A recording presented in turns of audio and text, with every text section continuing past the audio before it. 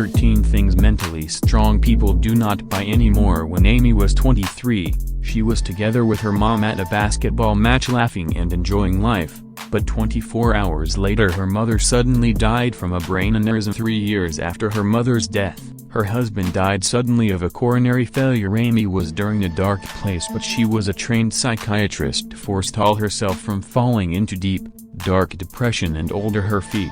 She reminded herself of the 13 things mentally strong people don't do. 13 things that prevent anyone from making progress in his life after a tragedy or a setback. For the 13 things I've written, there are 3 mental habits that are ruined if you and that I are attentive to them, which will allow us to avoid the remaining 10 things that mentally strong people don't do. First, mentally strong people do not feel the globe owes them anything. If a man lost his job and he thought, I worked so hard that I do not deserve this, or that I'm a decent person, this is often not fair.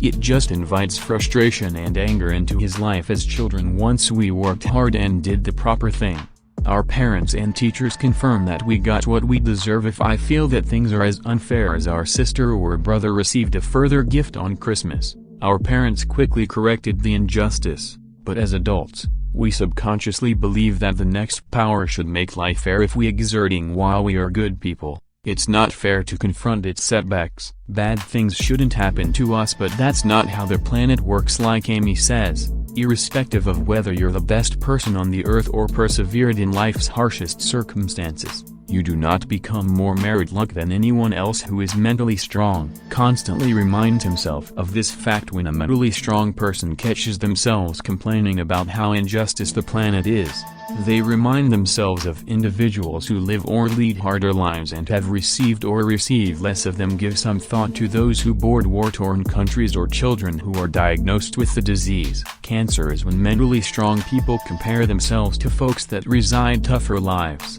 and stop specializing in what they deserve instead of specializing in what they will offer to others. And this could help a struggling co-worker, or make a meal for a sick friend, or just hear a loved one who has glided by the day. Troubled when we're busy doing good deeds for people we forget the planet owes us anything. So next time you begin pondering what you need to specialize in, how you'll serve. The second thing it doesn't mentally strong people they are doing not concentrate on things they cannot control. If a mentally strong person loses his marketing function in an economic downturn, he doesn't concentrate on it because she cannot control the economy and can't fully control her boss's decision to abandon her and keep some co-workers instead. She focuses on things that also enjoy her health, her family, and her marketing skills. She chose to work out the event as a chance to spend longer building her marketing business, a dream she had dreamed of years ago. But sometimes life strikes us so hard that it's difficult to be grateful or optimistic because fear of what we cannot control. Is that this was the case for Heather Von St. James. Heather was diagnosed with cancer when her daughter was only 3 months old. By a year Heather underwent surgeries, chemotherapy and radiation, but after 12 months she was freed from cancer. But she feared that the cancer would come, which her daughter would become older without Heather the mother. She was terrified because she knew she couldn't completely control her condition and forestall the cancer from returning in a trial to specialize in what she could control and provide up what she couldn't get eliminate, and wrote her fears on a board, then went out and began starting a fireplace and smashing the plate within the fire. This act helped her on jettisoning on what you could not control. So you'll live a day to the fullest today. Heather is hosting an annual fundraising campaign for cancer research, within which over 80 of her friends and relations write their fear boards and hurl them into an enormous fire. After you feel your life is out of control, take a bit of paper and draw a horizontal line through it. Within the middle, within the upper section, what I cannot control, then within the lower section, what I can totally control. When filling a sheet with stuff you can and can't control during a situation, remember that you simply cannot control what an occurrence during which you are doing not fully control your thoughts and emotions. You can't completely control others, and you can't completely control the long run. In other words, you can't control what happens to you, but you'll be able to control how responding. More specifically, you'll be able to control what you specialize in and what things mean and the way you behave. After you fill within the paper with stuff you can and can't control, peel off the highest section a piece of the items you cannot control. So keep tearing the top into pieces too small, or go outside and set that upper section ablaze and watch your fears turn as you hand over the third big thing you cannot control. to create the identical mistake over and another time.